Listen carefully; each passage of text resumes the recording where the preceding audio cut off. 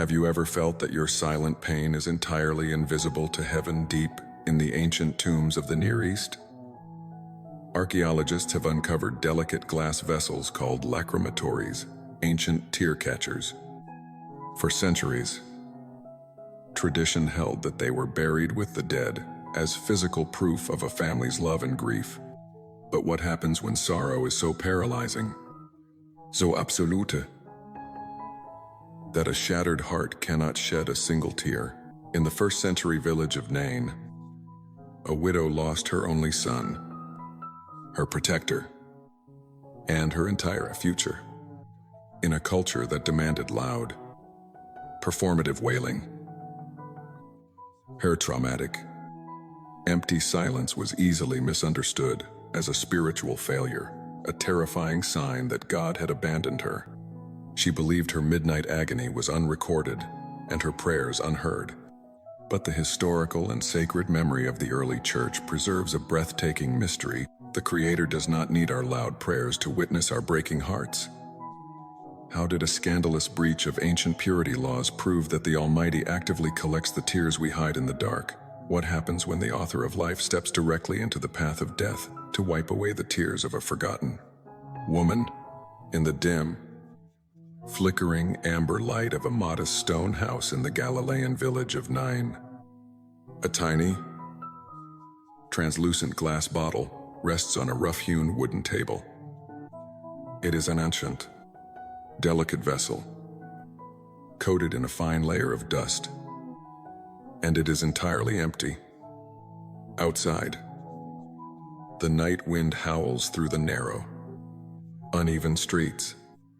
But inside, the silence is so heavy, it feels like a physical weight pressing against the chest of a woman sitting alone in the shadows. She is a widow, and her only son lies dead in the next room. Before we go any further, comment where in the world you are watching from, and make sure to subscribe, because tomorrow's story is one you don't want to miss. The woman does not reach for the glass bottle. According to historical traditions spanning centuries, these small vessels, often called lacrimatories or tear catchers, were used by mourners to collect their tears as a physical testament of their love and grief for the departed. They were meant to be buried with the dead. Asilo, enduring proof that the person was cherished, that their absence left a measurable, physical void in the world of the living. But tonight, this widow's bottle remains bone dry. It is not because she did not love her son with every fiber of her being. It is because her grief has bypassed ordinary sorrow entirely and entered a terrifying realm of absolute, paralyzing shock. She is hollowed out, stripped of the very moisture required to weep. There is a terrifying finality in her home tonight, a rushing momentum that ignores her need for stillness. The micro-exclusions have already begun. In the corners of the room, well-meaning neighbors are speaking in hushed, hurried tones, quietly packing away her son's belongings. One older woman, her face lined with genuine sympathy, but bound by the harsh realities of their era, gently but swiftly folds a pair of the young man's worn leather sandals and places them deep in a cedar chest, completely out of sight. It is a subtle gesture, meant to spare the mother the pain of seeing them in the morning. But to the widow, it feels like an immediate, brutal erasure. Her son's footprints are being swept from the earth before the sun has even risen. In the cultural reality of the first-century Near East, the brutal, scorching climate demanded that the dead be buried swiftly, almost always within 24 hours of their passing. There was no time for a mother to sit quietly holding her child's hand. No space for the slow, agonizing procession of private acceptance. The machinery of ancient grief moved with a relentless, pragmatic speed, demanding that the living quickly separate themselves from the dead to maintain the spiritual and physical order of the community. But within this rushed, pragmatic reality lies a profound and terrifying emotional question that plagues the hearts of believers even today. What happens to the pain that we do not have the time or the tears to express? What happens when our suffering is so deep it cannot be formulated into a proper spoken prayer? As she sits in the suffocating darkness, a quiet, desperate thought takes root in her mind. She remembers the ancient words of the Psalms, the sacred promises sung in the temple and the synagogues, particularly Psalm 56. You keep track of all my sorrows. You have collected all my tears in your bottle. You have recorded each one in your book. But as she stares at her own dry cousin, empty glass vessel, a horrific realization washes over her. If God collects our tears to measure our pain, what does heaven do with a heart so broken it cannot even produce a single drop? She begins to believe a crushing lie that because she cannot perform the outward, visible rituals of mourning, her silent agony is entirely invisible to the Almighty. She feels completely severed from the divine gaze, abandoned in a universe that has systematically stripped her of her husband, her child, and now, even her ability to cry out for mercy. We often believe that to be heard by God, we must have the right words, the right volume, the right display of spiritual endurance. The widow feels she has failed on all accounts. The first harsh, gray light of dawn begins to creep across the earthen floor, illuminating the empty tear bottle. The terrifying reality sets in. In a few short hours, she must bury her entire world, and she believes with absolute certainty that she will have to do it alone, forgotten by both humanity and heaven. As the morning sun aggressively climbs over the rugged hills of Galilee, the quiet, suffocating isolation of the widow's night is violently shattered by the loud, undeniable noise of the world. The village of Nain has awakened, and with it comes the culturally mandated machinery of mourning. A massive crowd begins to gather in the narrow courtyard outside her door. The morning air is suddenly pierced by the shrill, discordant wail of wooden flutes and the rhythmic, heavy beating of chests. Professional mourners, women hired to cry, shriek, and tear their garments have arrived to perform their sacred duty. We must remember that these mourners were not acting out of malice, nor were they merely a hypocritical spectacle. In the ancient Judean world, professional mourning was a profound sign of respect. It was a communal safety net designed to ensure that no one, no matter how impoverished, marginalized, or isolated, would leave this world unmourned. To have a loud, dramatic funeral was to be honored. The louder the wailing, the greater the community's respect for the dead. It was an act of charity, ensuring the family was supported. But for the widow, whose soul is numb and fractured, this overwhelming wall of sound functions as the first, brutal layer of exclusion. The sheer volume of the communal performance completely drowns out the quiet, devastating reality of her personal loss. She is swept up in a current of aggressive sorrow that she simply cannot match. When she steps into the courtyard, her face is pale, her eyes dry and terrifyingly vacant. She does not tear her clothes. She does not throw ash upon her head. She simply stands there, a ghost in her own life, vibrating with a silent agony that has no place in this loud, orchestrated theater of grief. This stark contrast gives birth to a painful, false explanation within her own mind, and within the subtle, questioning glances of the village elders. In a deeply religious society that often equated visible piety with divine favor, her numb silence is easily misinterpreted. The unspoken assumption hangs heavy in the dusty air. Unspoken, but deeply felt. Why is she not weeping loudly? Has she no faith? Is this sudden tragedy a punishment for some hidden sin? She internalizes this silent accusation. She begins to believe that her inability to produce the expected performative display of grief means her prayers are invalid.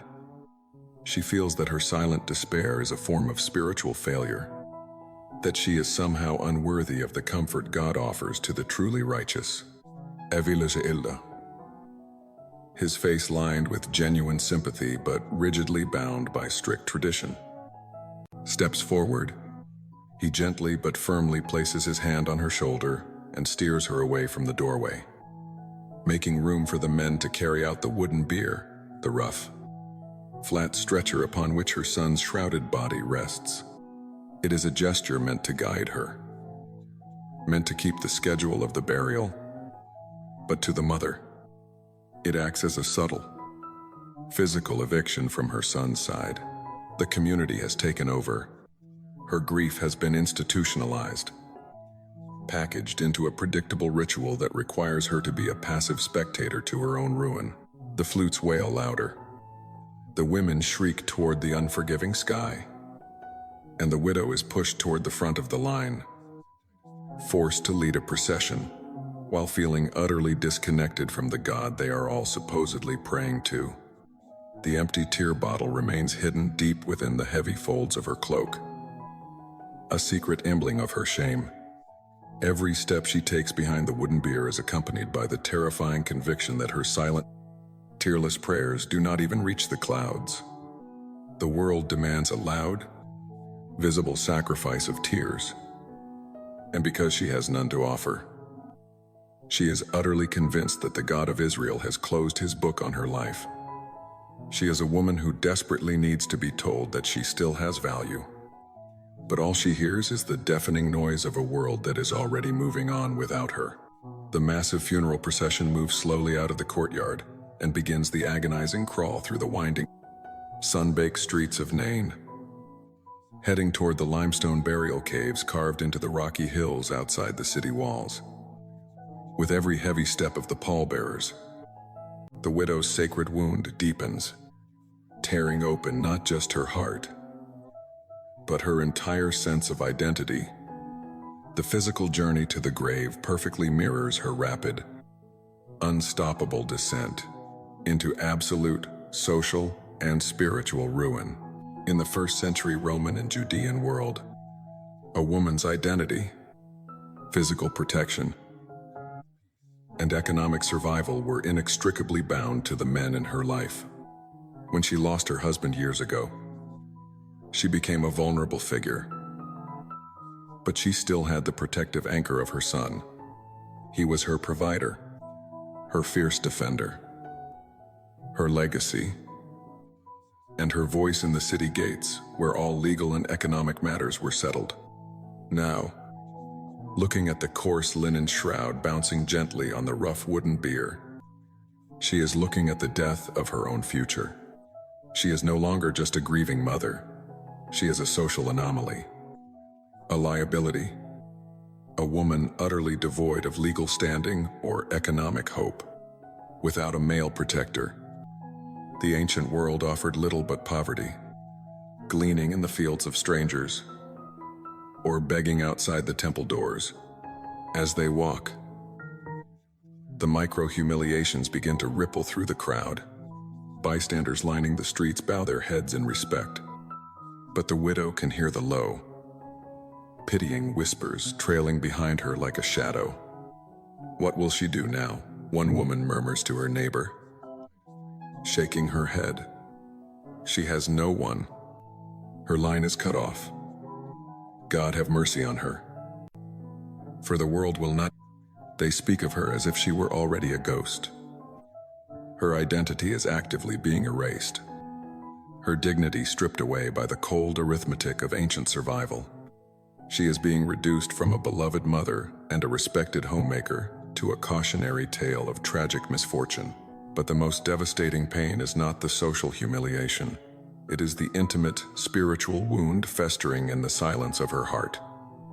To be stripped of everything in a culture that often equated earthly prosperity with God's blessing was to face the terrifying possibility of divine abandonment. Has she been forgotten by the Almighty?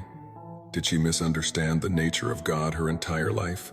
In the depths of her isolation, she feels the chilling embrace of spiritual loneliness.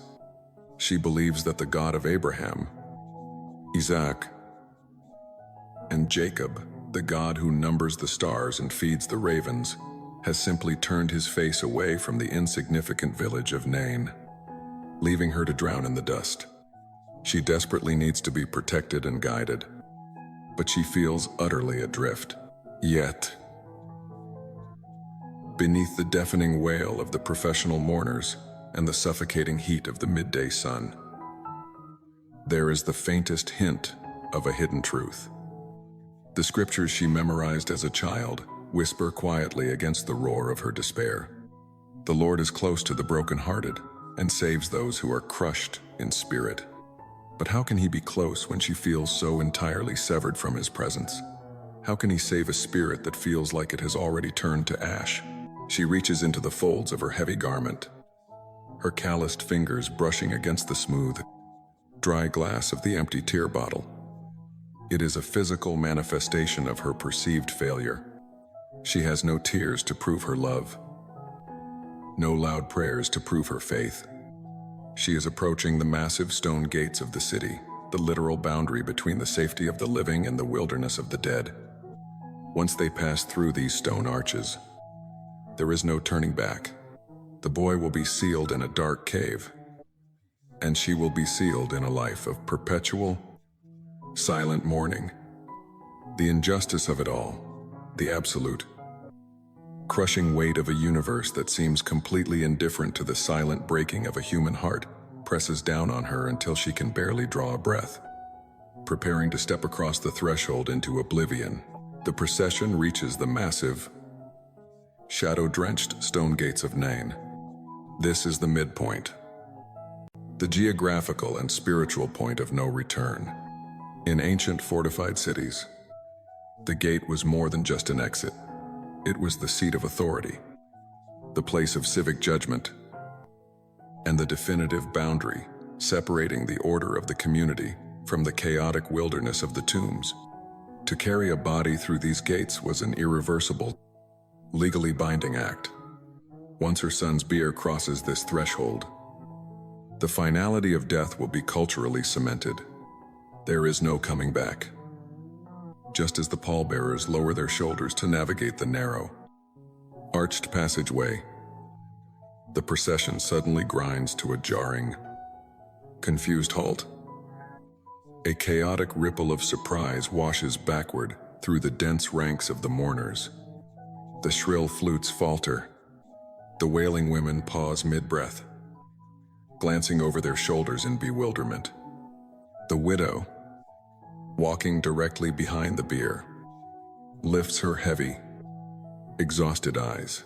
A second crowd is coming through the gate from the opposite direction. It is a massive, duste, energized throng of people, moving with an erratic, joyful momentum that is the absolute antithesis of the funeral dirge.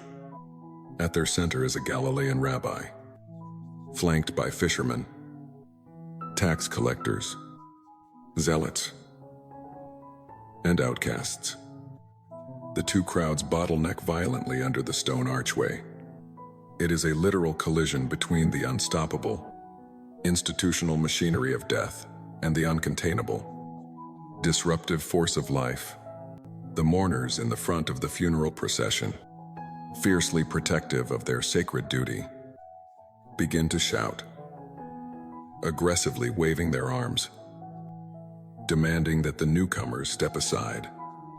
According to the strict social customs of the time, the dead had the absolute right of way. The living were legally and morally required to yield, to pause, and to join the mourning. But this rabbi does not step aside. He does not lower his eyes in the customary posture of deference to the tragedy. Instead, he stops dead in his tracks, his presence acting like a massive, immovable stone dropped into a rushing river. As the tension spikes, and the shouting of the village elders grows louder. The widow's exhausted hands begin to tremble. In the jostling of the crowd, the ancient, empty tear bottle slips from her loose grip. It falls to the hard-packed dirt of the city gate, rolling slightly but miraculously remaining intact. A tiny, overlooked monument to her silent, unrecorded agony. It is the definitive proof of her brokenness, lying in the dust for anyone to crush underfoot. She feels utterly exposed, bracing for yet another humiliation. But the rabbi is not looking at the angry elders. He is not looking at the shouting mourners. His eyes scan through the dense, chaotic sea of people and lock directly onto the widow. Standing small, silent, and terrified behind the wooden bier, some sources suggest that in a crowd of hundreds, to seek out the quietest, most marginalized figure requires a profound, supernatural intentionality. The historical record in the Gospel of Luke tells us simply that when Jesus saw her, his heart went out to her. But the English translation is far too weak to capture the magnitude of the moment. The Greek word used by the writers is splachnizomai, a visceral, gut-wrenching, physical tearing of the bowels in sympathy. He did not look at her with polite, religious pity. He looked at her with the fierce, burning, protective compassion of a creator who intimately knows the exact weight of the sorrow crushing his creation. The anticipation in the dusty air becomes thick and electric. The widow braces herself, expecting this famous teacher to offer a generic, empty religious platitude, a quick blessing, before stepping out of the way to let death finish its terrible work. She expects to remain invisible. But the rabbi does the unthinkable. He ignores the demands of the village elders. He ignores the noise of the crowd. With slow, deliberate steps, he leaves the safety of his followers, walks directly into the path of the funeral procession, and closes the distance between them. The point of no return has been breached. The God who supposedly remained silent in the midnight dark has just stepped into the blinding, chaotic light of her tragedy. A shocking, terrifying silence falls over the gate of Nain. The wooden flutes die out completely. The wailing women hold their breath.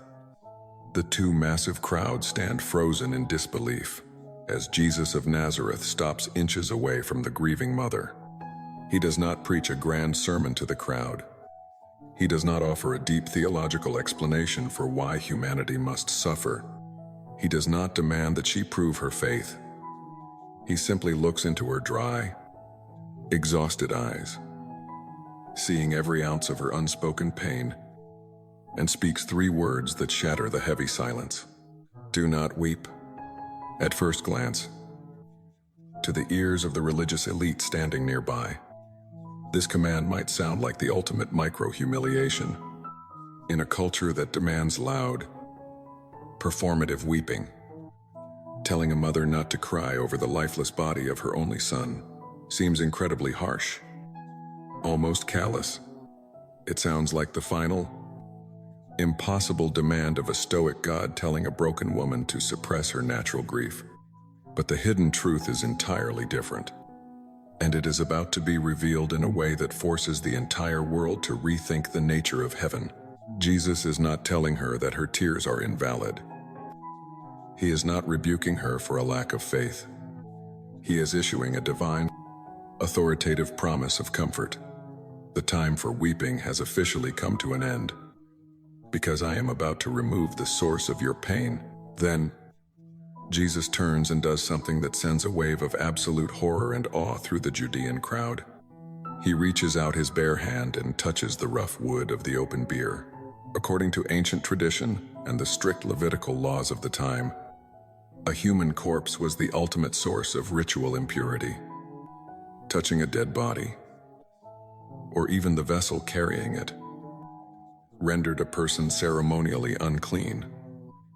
Cutting them off from the temple and the community until a lengthy complex purification ritual was completed. To the onlookers, this rabbi has just publicly, intentionally defiled himself. This is the strongest public confrontation of the story, not a shouting match, not a debate with the Pharisees, but a quiet, scandalous breach of the institutional rules of purity. The religious systems of the day taught that impurity is contagious, that the stain of death infects the living, but as his hand rests on the wood, the profound, hidden truth of the universe is revealed. When the author of life touches death, he does not become polluted by its impurity. Instead, his absolute, terrifying purity flows backward, aggressively invading the realm of death and conquering it entirely. The pallbearers are so shocked by his touch that they instantly stop moving. The silence is deafening. The fear of institutional neglect, the cowardice of a society that rushes to bury its pain, the spiritual blindness that told this widow she was forgotten by God because she could not pray loudly enough. All of it hangs in the balance. Exposed in the sunlight, Jesus looks down at the young man wrapped tightly in the burial shroud. He does not shout incantations or perform a theatrical ritual. With the calm, unquestionable authority of a king speaking in his own throne room, he says, "Young man, I say to you, arise." This is not cheap magic to impress a crowd. This is the ultimate moral reversal. The God whom the widow believed was deaf to her silent prayers had actually been listening to the very rhythm of her breaking heart. Her inability to perform loud, religious grief did not disqualify her from his mercy. In fact, it was her quiet, desperate, empty isolation that drew the heart of heaven directly to her side. The price of the world's spiritual blindness is suddenly laid bare. Society believed God only operated in the loud, the grand, and the ritually pure, while entirely missing the breathtaking truth that the Creator's deepest attention is always anchored to the silent, the broken, and the unclean. The coarse linen burial shroud suddenly shifts. A collective, breathless gasp ripples through the massive crowd gathered at the gate. The young man, who had been cold and breathless only moments before, sits up on the wooden bier and begins to speak. The rigid, unstoppable machinery of death has been violently thrown into reverse. Jesus does not turn to the crowd to demand their worship, nor does he boast of his power. The historical record preserves a detail that is incredibly tender, intimate, and profoundly specific. And Jesus gave him back to his mother. This is the exact earned justice and divine restoration the story demands. It is not a story of a God seeking revenge on the neighbors who rushed the funeral, or punishing the society that was ready to discard the widow. True divine justice does not traffic in cheap revenge. It traffics in total, merciful restoration. Jesus reaches into the absolute abyss of this woman's social, economic, and spiritual ruin, and pulls her entirely out of it by gently handing her son back to her. He instantly restores her dignity, her societal protection, her family lineage, and her voice in the community. She is profoundly protected and guided back to life. But far more profoundly, he restores her faith, bringing deep, unshakable comfort to her soul. The intimate spiritual wound, the agonizing fear that her tears were hidden from heaven and that her silent suffering was meaningless, is permanently healed. She realizes that she never needed a physical glass bottle to catch her grief, nor did she need to scream into the sky to be heard. The Almighty does not require performative weeping to grant his mercy. He intimately witnessed every moment of her midnight terror, tracking sorrows she did not even have the physical strength to express. She knows now, without a shadow of a doubt, that she has immense value in the eyes of God, As the young man steps off the bier and wraps his strong arms tightly around his mother's trembling shoulders, the paralysis of her shock finally breaks. For the first time since her son's final breath, the widow begins to weep. But these are not the bitter, agonizing tears of a forgotten outcast. They are the overwhelming, uncontrollable tears of a woman who has just been resurrected alongside her child. This beautiful, breathtaking moment points forward to the ultimate promise found in the book of Revelation, the later Christian memory that preserves the deepest hope of humanity. He will wipe every tear from their eyes. There will be no more death or mourning or crying or pain, for the old order of things has passed away. God does not merely watch us suffer from a distant, detached throne, collecting our pain in cold, historical ledgers. He steps into the dusty, unclean chaos of our lives to personally wipe the tears from our faces, forgiving our doubts and assuring us that we were never alone. The crowd erupts into a chorus of sacred awe, their fear turning into profound, joyous worship. They recognize that a great prophet has risen among them, and that God has finally come to help his people. The mourners turn their wooden flutes into instruments of celebration, and the massive procession begins to joyously march back toward the village of Nain, leaving the burial caves behind them empty and defeated. But as the noise fades and the crowd disappears back through the stone arches, the camera of our imagination lowers to the hard-packed dirt at the city gates. Lying there in the dust, entirely overlooked by the celebrating masses, is the ancient glass tear bottle the widow dropped only moments before. It has been shattered by the heavy footsteps of the crowd, its delicate fragments catching the bright, warm, golden rays of the morning sun. It remains there, dry, broken, and entirely useless. A beautiful, seal, and permanent testament that the God of heaven has come, and there is no longer any need to save our tears for the dark. The story of the widow of Nain is far more than a historical account of a physical miracle. It is a profound revelation about the dignity of human suffering and the deeply intimate nature of divine memory. In a modern world that often mimics the ancient one, demanding that we quickly move on from our grief or perform our faith loudly to prove its validity, this sacred narrative offers a breathtakingly different perspective. It teaches us that silence is not the absence of faith. Sometimes, silence is the heaviest, most authentic prayer a broken soul can offer. We often carry the agonizing false belief that our pain must be visible, articulate, or perfectly pious to matter to God. Yet, the hidden truth is that heaven does not require performative weeping to grant mercy. The Creator leans in closest to those who have no strength left to cry out. This story gently challenges how we view mourning and justice. Culturally, we might easily judge the loud crowd of mourners as insensitive. Yet, they were simply honoring the dead, the only way their society knew how.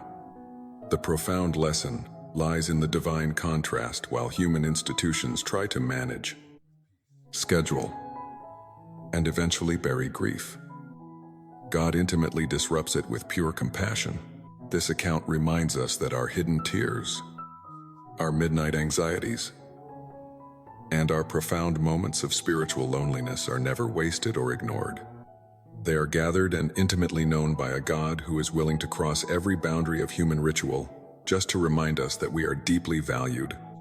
Ultimately, this narrative restores our spiritual courage, assuring us that even when we feel utterly abandoned in the dust, the Almighty is walking directly toward our pain.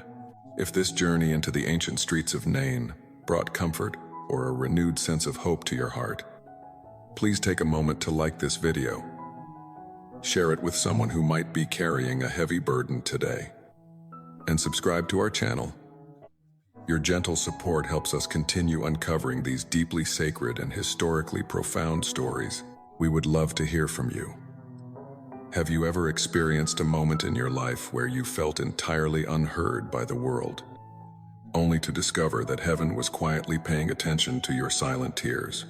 Please share your reflections and testimonies in the comments below, as your story might be exactly the comfort another viewer desperately needs to read today. Our journey through the sacred echoes of history does not stop here.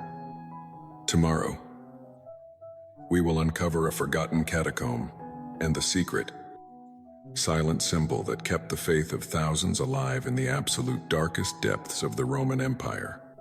You truly won't want to miss it.